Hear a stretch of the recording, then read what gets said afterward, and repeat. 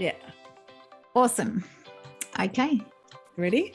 Yep. Let's go. Let's laugh. We are imperfect after all. Okay.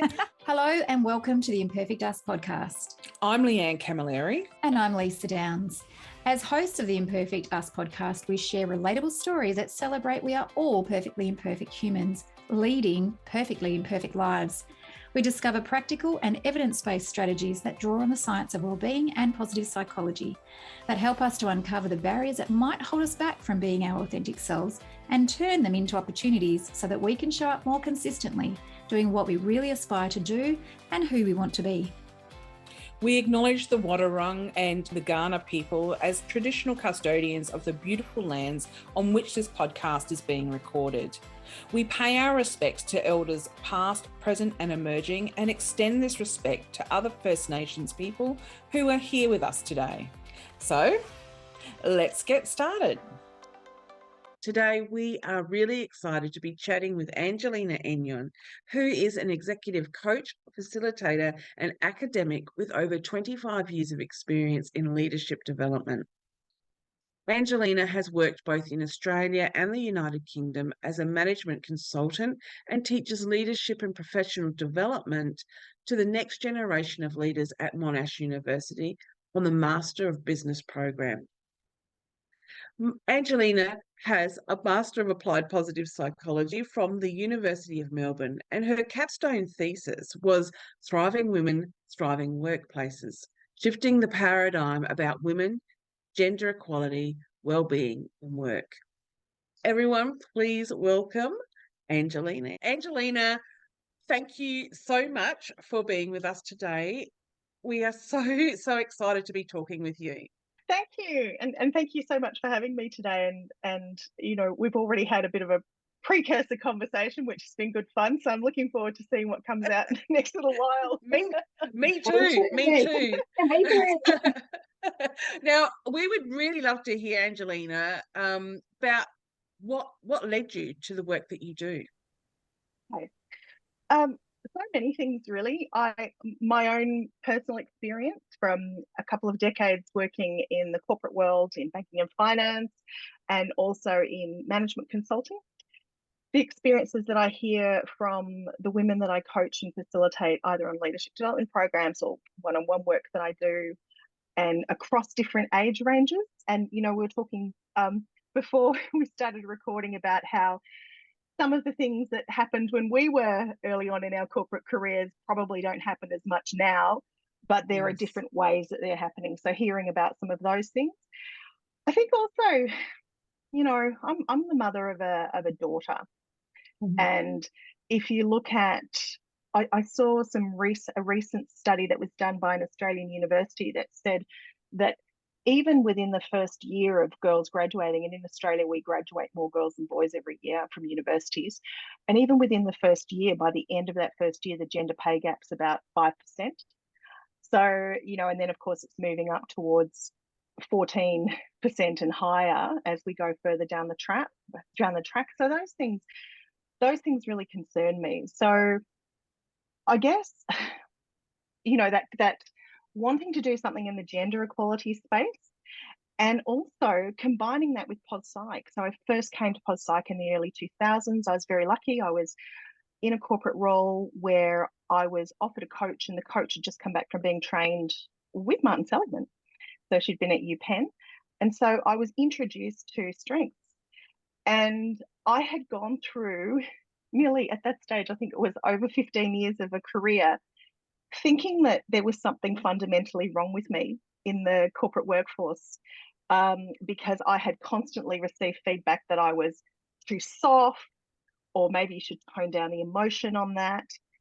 And then when we looked at strengths and saw that I had top strengths like kindness and social intelligence and appreciation of beauty and perspective, it took quite, actually, when I first saw them, I cried, because I said, I don't want those. I want perseverance and judgment and all those good ones. You know, I was thinking there were good strengths and bad strengths. So that whole exploration for me was a revelation. And then when I eventually was able to do the MAP, the Masters in Pulse Psych, I really wanted to focus on women and well-being. And that was when I kind of got to get a bit nerdy with it and do a bit of research. So yeah. It's a beautiful story. And I really love that you are nerdy about it, because I think it's going to be making some changes for so many people. And, you know, like we did chat about before, is that, you know, we're always boxed into that the masculine side of what leadership is and how women had to behave and be, where we actually know now with the research that that's not the case anymore, and that we need to have much more compassion and more of those, what we call those soft skills, to actually get to know our people, whether they're male or female. Absolutely. I'm really excited to find out more about that. Yeah. Absolutely. And I think that's the interesting piece for me in PosPsych too, which is that in positive organizational scholarship, there's a lot of, and where we're looking at positive leadership, there's a lot of great pieces of research that have been done that look at, you know, this idea of no one style is the most successful style. And I think that's probably one of the biggest pieces that I take into the work that we do with women, which is let's look at your style and let's really leverage that and make the most of that, rather than trying to do what traditional women's leadership development programs have done, which is say, we need you to be more like men. We need you to be more confident. It's interesting, Angelina. I have facilitated a diversity and inclusion program in a workplace, and in that training that we did leading up to that, we did a thing, and you're going to know more about this than I will. I'm not sure if I'm going to get it right, but there was a graphic that we used, and I think it was called the gender jaws. But what it showed, what it showed was it showed young men and women leaving university. And at that time, I can't remember when that research was done, but at that time it showed actually the women being often more skilled and qualified than the male as they leave. But then what would happen is you'd see the timeline of us as childbearers, we'd have the children. So the journey towards, you know, executive roles was much slower, whereas for the male, it sort of took off and you know, they were there in no time. But we as in women were slowed down significantly. And when I was doing that training, it was easy to think about the woman, but also I think about these days, and this might come up a bit later in our conversation, I'm not sure, but we have, and perhaps it's improved, but we do have a view around women in the workplace. And I think about in the new ways forward that we're trying to have, some men want to be the ones that stay home and care for their children, but there's a lot of pressure that comes around that on both sides, isn't there? Look, absolutely. I think about even my own personal example, when after I had my daughter, and my husband used to have care responsibilities, you know, full-time care responsibilities for my daughter 1 or 2 days a week, depending on when I was running programs. And early on in the piece, he would say to his clients, I'm not available on those days, I'm looking after my daughter. Some of the feedback he got was really interesting. So he had people, and I won't even repeat some of the phrases that we used, but let's just say henpecked or things around those areas, or what's wrong with childcare? Why can't your child go to childcare? And in the end, rather than feel like he needed to justify what he was doing, he just told people that he had meetings that day. So he would just make business reasons for being unavailable. And so it's interesting to see what we privilege as a society. And I think in Australia, we think that's quite normal. And yet I remember a couple of years ago having somebody come over from one of the Scandinavian countries, and this is only about 5 years ago, and say, you know, in this country, in terms of a gendered approach to parenting, you're about 20 years behind most of Europe. Correct. And people in the room, mostly women, of course, chose to be there just, oh, yes. Oh, wow.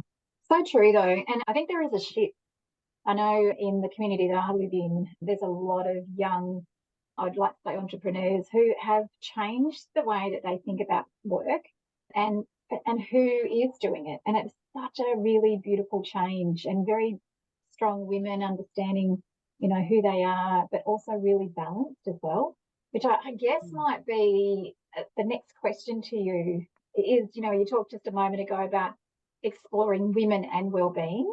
And I'm just wondering, I know the wonderful work that you've been doing, can you help us to understand why focusing on wellbeing might actually be that cause correction for gender equity initiatives in the workplace? Yeah, okay. So, as you know, I'm very excited. I'm going to be speaking on this topic at the International Positive Psychology Association World Congress.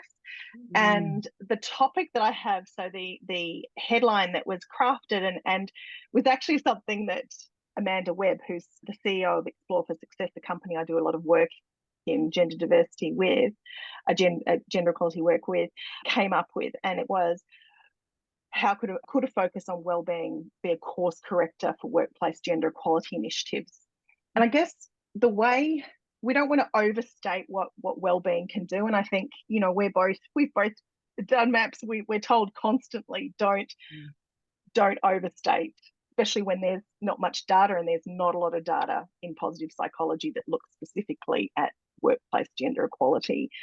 So at the moment, if we look at what happens in workplaces, and I can talk specifically to the Australian experience, we look at workplace gender equality through two main lenses. And one is the fairness and equity lens. So that's the lens where we look at it and we say, well, there's this data that comes out from the Australian Bureau of Statistics, and also the Workplace Gender Equality Agency collects data from every organisation, over 100 people each year, and is able to show us what the average earning for women is compared with men.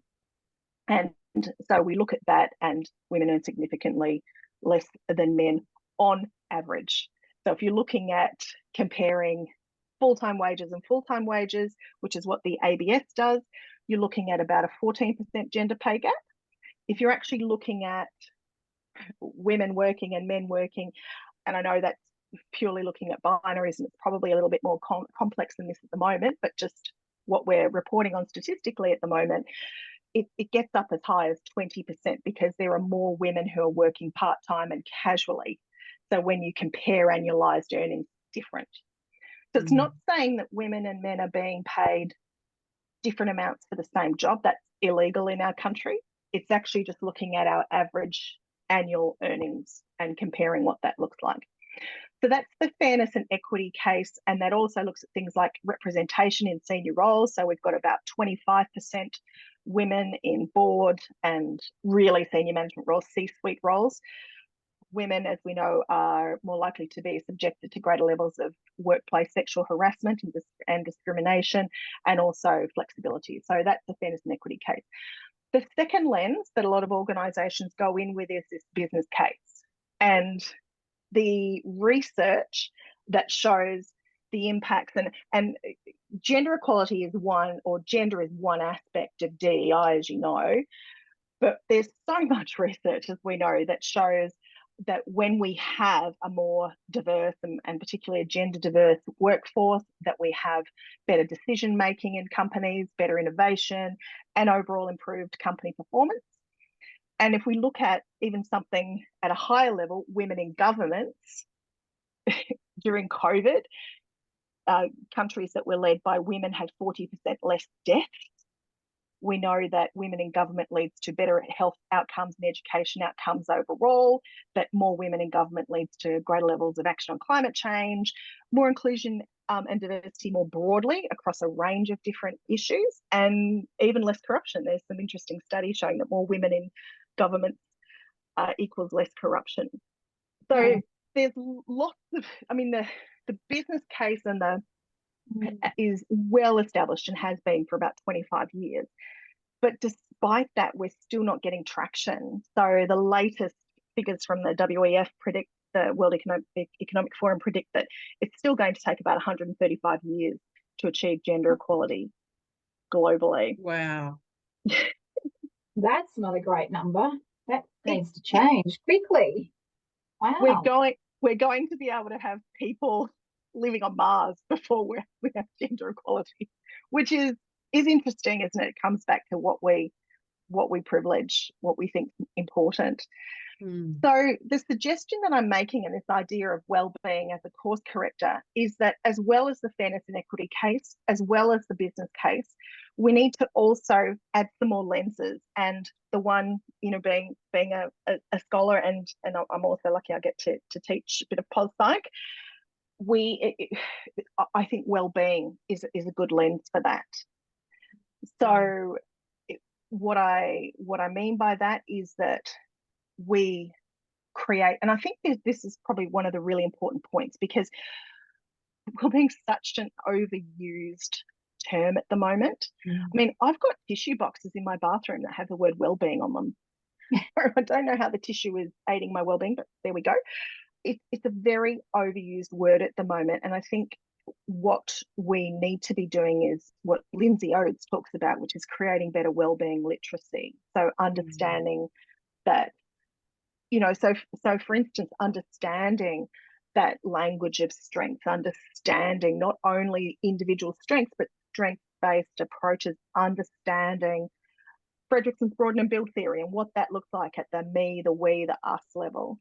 So when really I'm those talking concepts, isn't it? It's, the wellbeing science concepts, and really, if we peel that back to take that wellbeing out, it's the concept of being able to lead a really wonderful life for you, for whoever you are. And like you said, me, we, in your team, but also in the community that you're working with or living in. Absolutely. Spot on, Lisa. I think it's taking that, and to me, it's like a lens. It's taking that wellbeing lens and saying, what does thriving look like in this organisation? What does thriving look like in this team? Whereas I think everyone, everyone, men and women. Yeah. Yeah, absolutely. That's a really important perspective to have. I think sometimes we can forget to consider those things. Sometimes it might be ingrained in us to have certain views, but sometimes we just don't really know. We're blind to it. So these conversations are really important in being able to wake us up and bring that awareness to the forefront. Absolutely. Angelina, how does then creating a supportive and inclusive environment contribute to closing that gender gap and fostering equality in our workplaces? So it's an interesting one, and I'm still kind of wrapping my head around what comes first there, because greater gender equality, some of the research suggests, leads to more diversity and inclusion more broadly.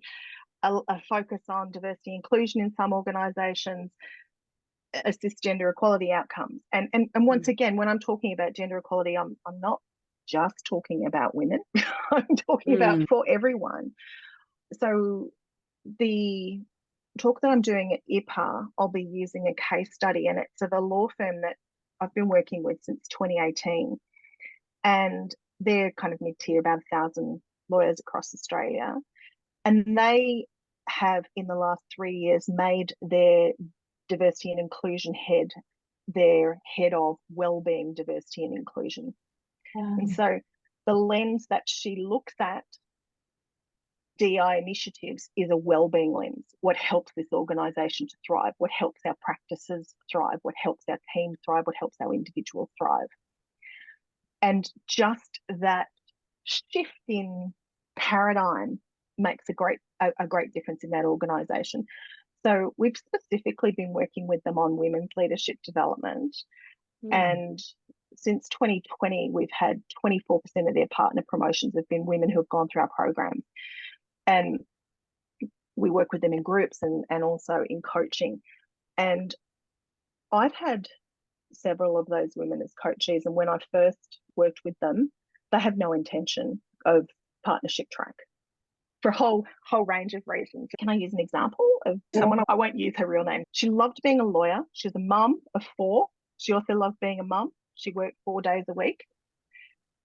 She had what she called a fantastic arrangement where she was able to work with someone she greatly respected, and she was able to do one of her 4 days from home so that she could take care of her children as well. Her husband was also a lawyer, and they had made a decision together that he would work full time and that she would take the majority of the care load with some family support. When I spoke to her, she was very clear. I love the law, love my family, want to be there for my family, but I'm just kind of feeling a bit frustrated, feeling like I'm not getting to where I want to get to. And I asked her what she meant by that. She said, well, I actually graduated university with my husband and with my current boss. They made partner in their early 30s. Mm. I'm in my late 40s. And she said, it never used to annoy me, but now as, my children are getting older and as I've got a bit more energy, I'm starting to think maybe that should have been me. And I said, great, well, maybe that's something we explore in coaching. And she said, oh, absolutely not. I'm not partner material. So I asked her what partner material, and she said, I'll show you on your survey that you gave me, which was the VIA survey. Okay, so not my survey at all, but we'd asked them to do the VIA character strengths. So she said, here we go. My top strength, humility. My next strength is kindness. And then she just looked at me, pointed her finger and went, not partner material. Oh. And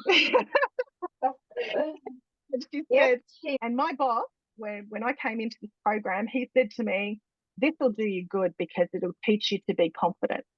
And she said, I've never thought of myself as not confident. She said, I know I'm a really good lawyer. She said, I think I'm probably better than both my boss and my husband, who's at another firm. Wow. And she said, I don't think I have confidence issues. And she said, but he keeps telling me I'm not confident because I don't want to speak at conferences, and because the humility, right, playing out. She doesn't need to be the sage on the stage. So we started with strengths, of course, did a great big exploration there. But then the deeper piece for her was thinking about, if we take Seligman's PERMA model, was thinking for her about what were the things that would really contribute to her well-being. And she honed in on, after, a couple of months of exploration, she honed in on that M, the meaning and the mattering, and the A, the accomplishment. Now, the accomplishment piece was, I love the law, love the firm that I'm with.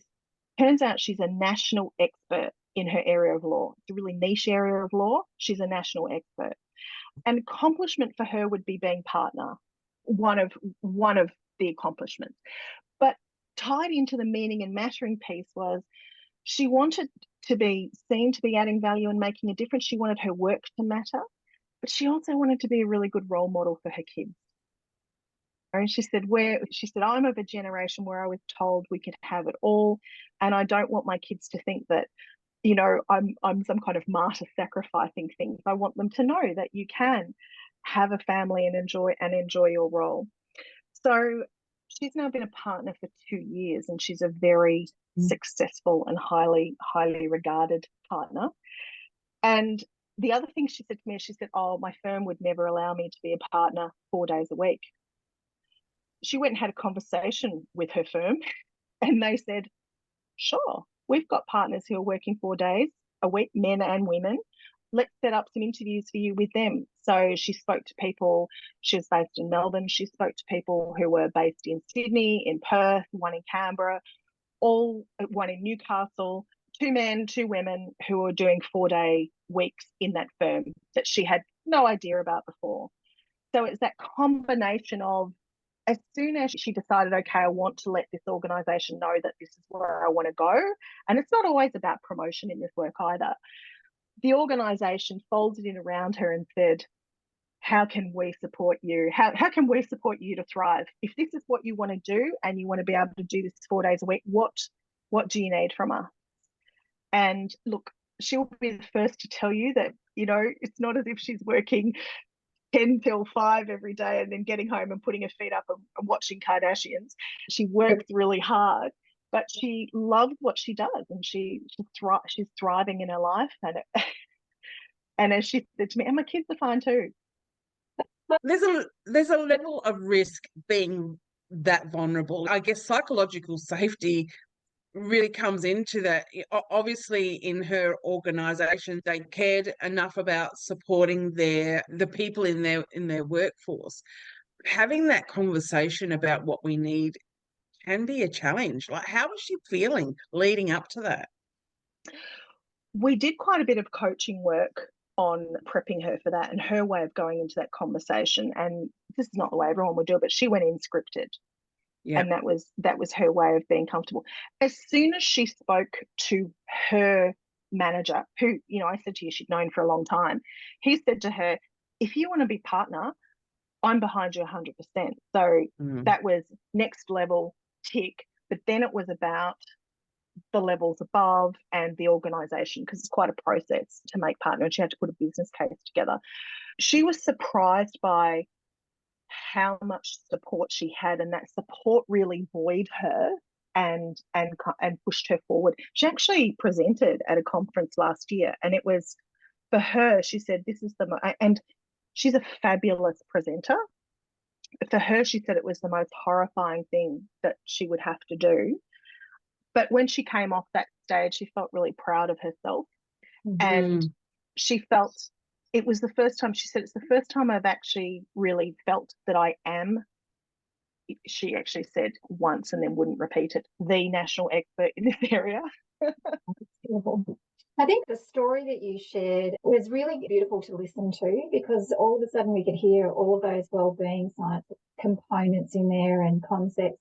And some of the things that stood out for me is that the strength piece, where she's becoming aware of who she really is, rather than just that, you know, the typical thing that we do as women. Well, we just do what we normally do, which is sort of a little bit like that imposter syndrome aspect of women, is that we're not that good. But in actual fact, she is, and she's identified eventually with going through some coaching, which is a really other beautiful piece to draw that out in people and build that confidence. And even though she felt confident, you know, there was an underlying no confidence in her abilities to go further, like she was sort of stuck in that one.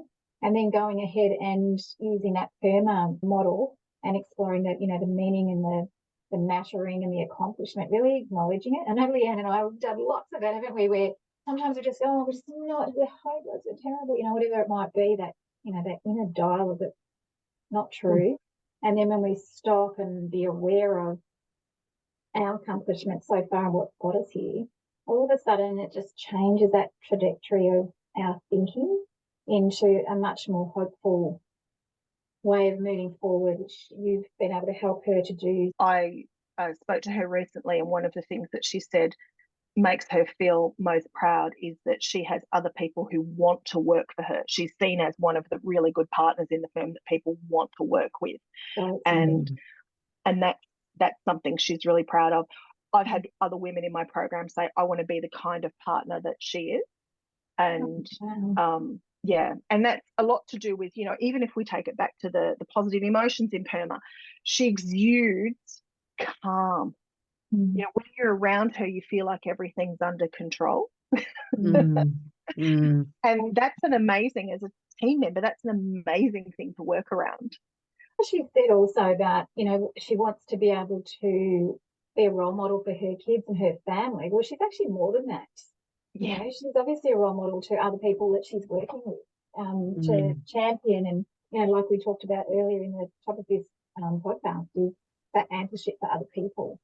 You know, that Caroline Miller talks about. I'm just wondering, the next question we're going to ask you, I think we've talked a little bit about it. You might be able to add to it. So when we talk about women, especially those in leadership roles like Sarah, perhaps, and are often faced with unique challenges and barriers in the workplace that can often impact our overall well-being.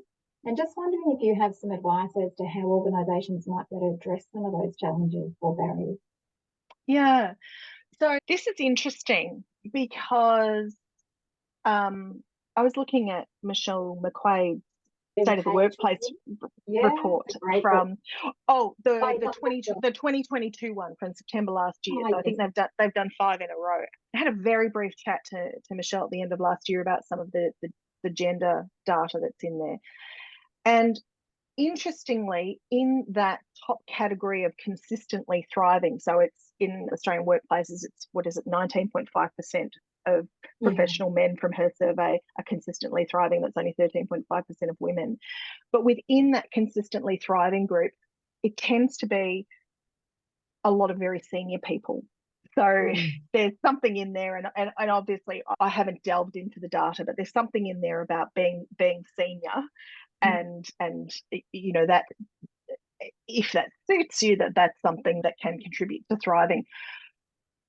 So with this question, when you talk about women, especially those in leadership roles, the group that I see struggling the most is that mid-level management, or that mid to senior level management, particularly if you add in outside factors as well, such as it might be care responsibilities, whether it's children, and that's not something that everybody has, or it might even be, I had a woman recently whose professional services firm moved her from Melbourne to Sydney, and she lives alone with her dog, and she was concerned about what was going to happen with her dog, and she had to, and I know we some people think about that and they go, what, it's a dog, it just goes in the back. Well, no, it doesn't always work like that, right? No. So I'm also concerned, as well as women in those leadership positions, I'm also concerned about those who are in that kind of middle band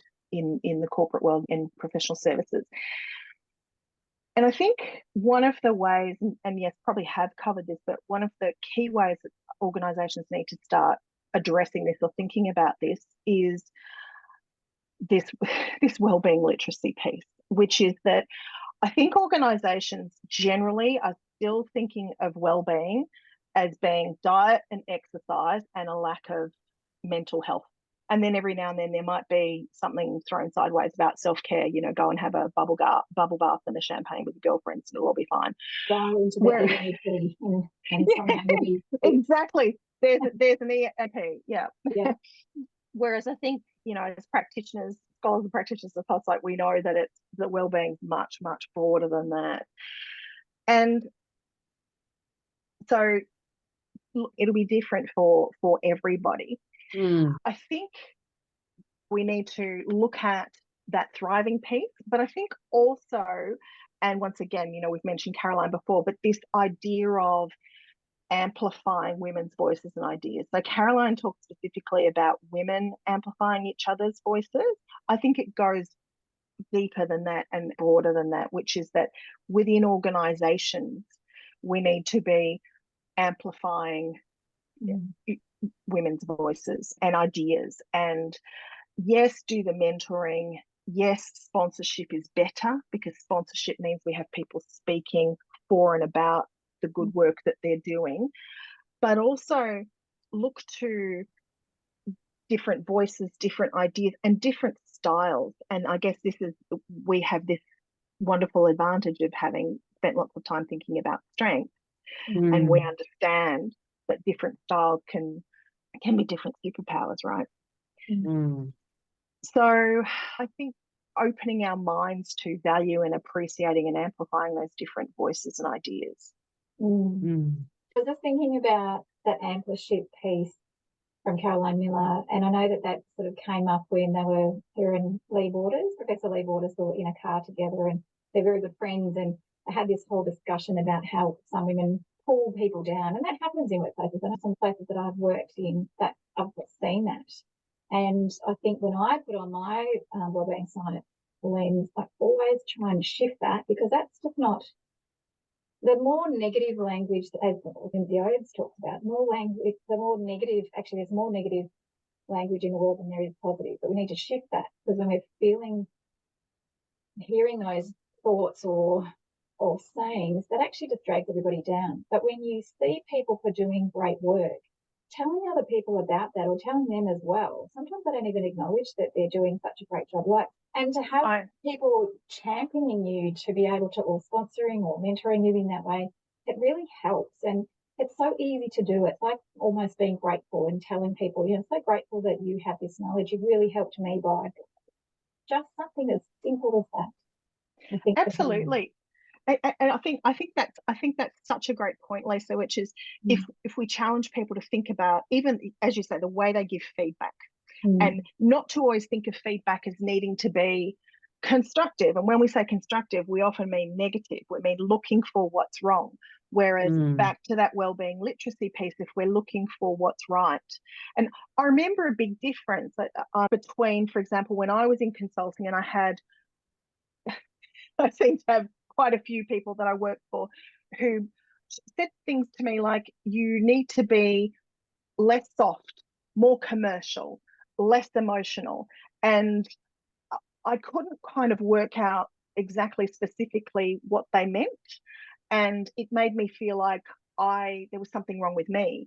And then I had one partner I worked with, and she said to me, you know what I love about having you in a meeting with me? She said, you've got really good emotional and social intelligence, and I just feel like you're really dialed into what's going on in the room. So I love hearing your take on things when we leave a meeting.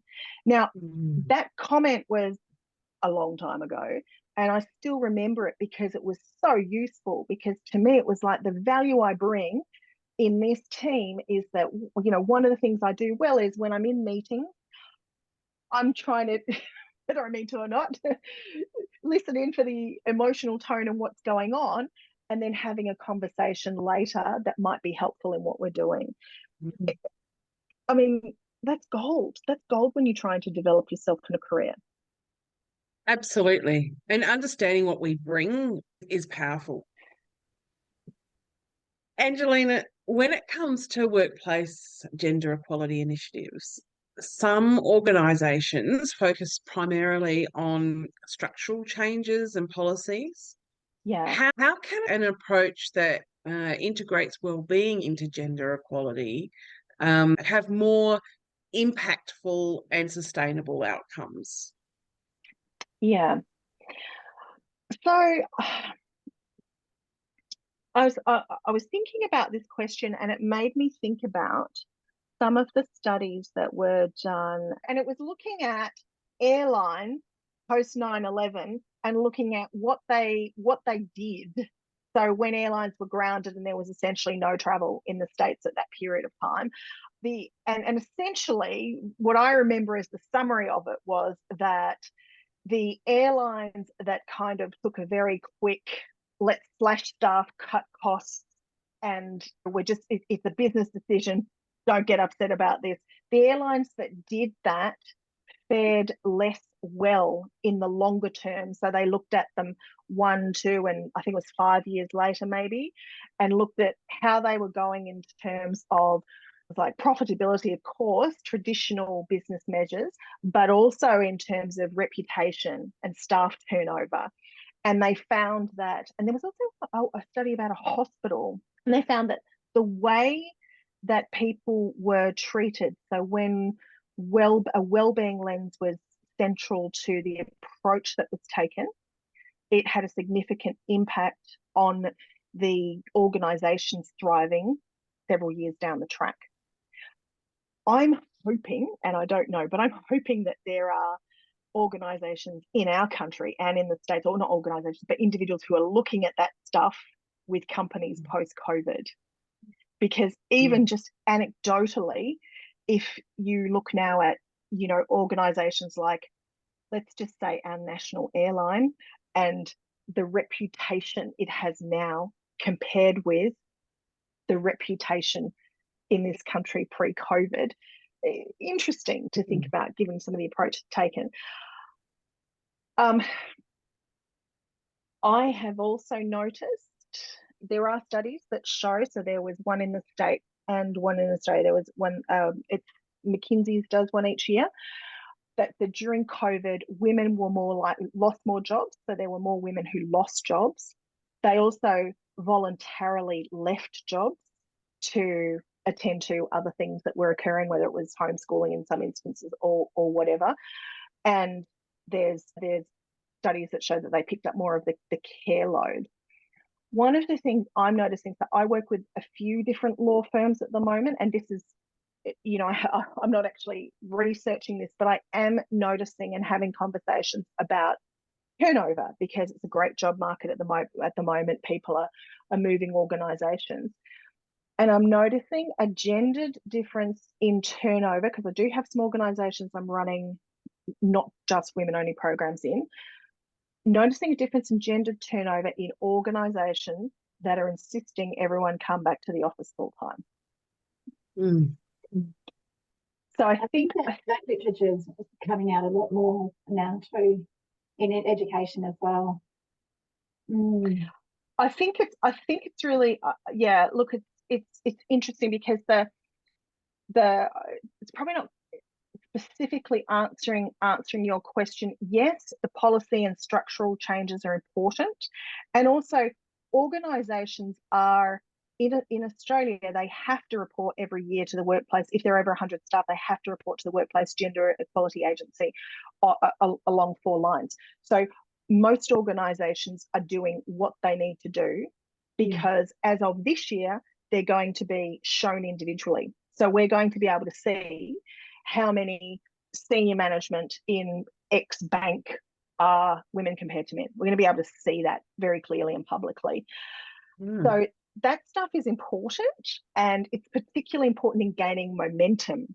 So if you look in our parliament, our federal parliament, for example, we have one of the 2 major parties that had quotas in place for a significant period of time, and now has close to a 50-50 split of men and women in both the House of Reps and in the Senate. In the Senate, it's actually slightly in favour of women.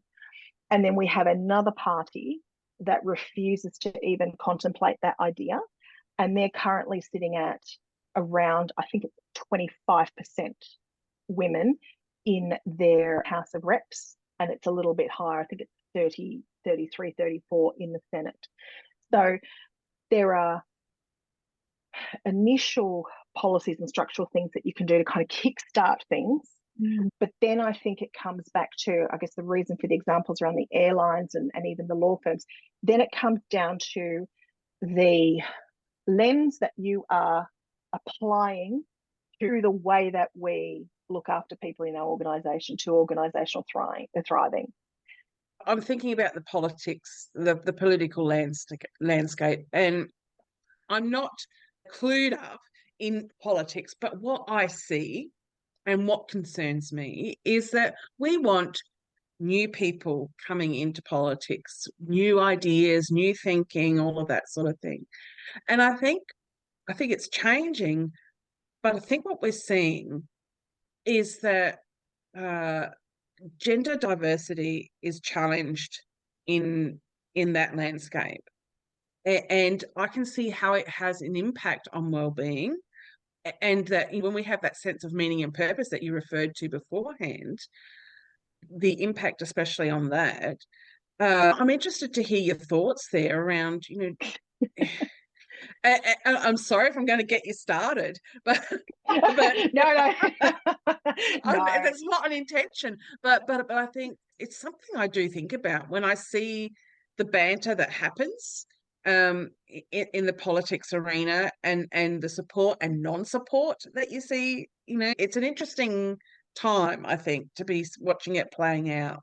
I jump in very, very quickly though, Angelina, because I know you'll have lots to say, but I just wanted to say, Leanne, I totally agree with you, but I've just had a lot of conversations with, like I was telling you about before, some of the younger generation who are really quite savvy, I think.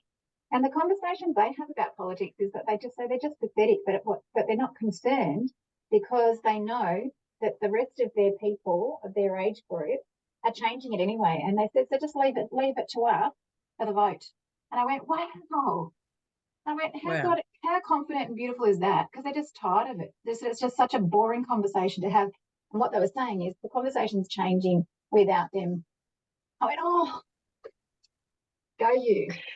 I think there's definitely a generational piece. I mean, my daughter, one of the majors she's taking at university is politics, and she's very interested in politics. And she is definitely saying similar things, which is, probably a little bit less gracefully than this, but she's basically suggesting that the current breed of politicians will die out and move on. They'll move on and die. And these young ones will come in and say, it's not that hard to be kind and human. Yeah, and look, it is a super interesting time in politics in this country. Relatively uneducated in this space perspective. If you look at the teal candidates that are in the House of Reps, they are, in terms of what they stand for and believe, and I have looked very carefully into each of those, because I find it fascinating, because the majority of them are women, right?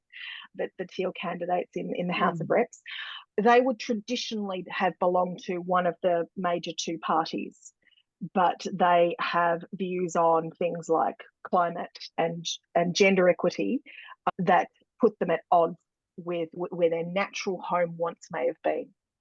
So I think that's an interesting shift in Australia. And yeah, we have a little way to go. Look, I could probably talk about politics all day, but I won't, because I'm terribly biased. Yeah, it's always a can of worms. I'm terribly biased. Yeah, like don't talk about the weather or politics. Well, interestingly though, I would love it if women thought more about politics. I'm actually just second guessing myself, because we often do that, because we want to be affiliative and we want to be nice and we don't want to upset people. We often back away from discussions about politics, or we feel that it's ugly, and it's a shame. And you look at, the women leaders we've had. I mean, Julia Gillard, the media gave her a hard time about her hair, the fact she didn't have children. They made it personal, not about the politics. Her fruit bowl. And then one of Australia's kind of leading feminists from the 60s and 70s made a comment on Q&A about her bottom. I mean, why are we talking about women leaders' clothes, whether it's in politics or whether it's in corporate life? Why are we talking about their clothes, their hair, their backsides? Exactly. Why we don't do it with men? No. And it's opposite to ampleship, isn't it? I think, Lisa, that comes right back to what you were talking about before, which is that whole idea of, when we focus on the negative, which we know from, Baumeister's work and others, it's salacious and delicious, but it's also kind of biological for us to look for what's not working. But when we do that, that's what we amplify. If we amplify who's not supporting each other, that's what we're seeing. But if we're amplifying, if we're just making it a general kind of way of being across the board, which is someone does something well, we talk to that, we amplify it. Yeah, it leads to thriving. It leads to thriving, and this is what we're here for, right? Absolutely. Love this. Angelina, I know we're towards the end of this episode now, but I just wanted to know, besides your fantastic work, which we will definitely be sharing in the show notes, is there a book or a podcast or a TED Talk or something that you would recommend our listeners might want to listen today based on everything we've been talking about? Wow, look, there are so many little bits and pieces. I'm a massive fan of Adam Grant, which I know I know many of you are. And he has fantastic stuff to say on gender equality, and has some fantastic podcasts on either his older podcast, which is Work Life, or even on the new one, Rethinking. He's done some fantastic interviews with women. I listened to a recent one where he interviewed the head of the US Coast Guard, who was a woman. So I love what he has to say. Follow him on social media. I'm really interested in. And what he does is he amplifies other people's work, right? Yeah. Yes, he does that very well. Yeah. So big fan of Adam's work. And of course, there are many great podcasts in the Brené Brown group. And another one I listen to is Glennon Doyle. If people want more Australia-specific references, the WGA, the Workplace Gender Equality Agency, has fantastic free resources online, as does UN Women Australia. They have some great videos and things like that. Books, I'll send through some recommendations so that you can pop them in the notes. Thank you. Yeah, and look, there is one thing that I did want to mention, because she's an Australian author. In fact, she's a Tassie author. There's a woman called Meg Bignell, who I read her book this year with a book club I'm in called the Angry Women's Choir. And it's about a group of, I think it's 6 or 7 women of different ages and life stages, and they sing out their frustrations, and it's wonderful. It's wonderful. So get hold of, I think that's a great one. Oh, thank you. We will be sure to share those resources in our show notes. So thanks so much. Angelina, as we come to the end of our time today, we were wondering, do you have a practical tip or wellbeing strategy that you can share with our audience today? Yes, I thought long and hard about this, and it's actually related to what we're doing now, which is a lot of women, when they're busy in their careers, one of the first things that they ditch are their friendships. And women's friendships and women's relationships and women's conversations with other women are lifeblood. You know, there's a whole set of hormonal things that happen when we get together and talk and enjoy each other's company. So my top wellbeing tip, and one that I'm working really hard on out of lockdowns in the pandemic, is, you know, make sure you make time for, particularly face-to-face if you can, your friends, and for fantastic women who, you know, the ones who, you don't have to have the kind of, you know, hashtag girl gang or squad or any of that kind of stuff. It doesn't have to be like that, but might just be the one person who really listens to you when you've got something that you need to share. I was also thinking about Ted Lasso. Yes. You're Ted Lasso lovers I too. love that guy. And I think, you know, find those friends who make you feel like you can invade France together. You know, the Keely and Rebecca friendship. Yes. I love that. Oh, You're so powerful. Let's go invade France. And also those good friends. I had one recently who called me out for being a dickhead. Sorry. That's actually a very relevant Australian term. That's fine. I think, you know, we really do, particularly in the cut and thrust of busyness in working life, the first thing we tend to sacrifice is friendship, and that should be the last thing we're sacrificing. Absolutely. Oh, definitely. And I think Leanne and I, that's something that we draw on a lot, don't we? We're always there. We're far apart in location, but we're always very close, whether it's on the phone, and you can just talk whatever you need to talk about. There's no judgment. It's just all love and care. So, Angelina, where is the best place for people who might want to find out a little bit more about what you're doing? Okay, so I've got my website, which is positiveimpact, or oneword.net.au. LinkedIn is good. Yes. And I do have a somewhat neglected, but to post some things over the course of IPA, a professional Instagram page, which is pos_impact coaching. Beautiful. Okay.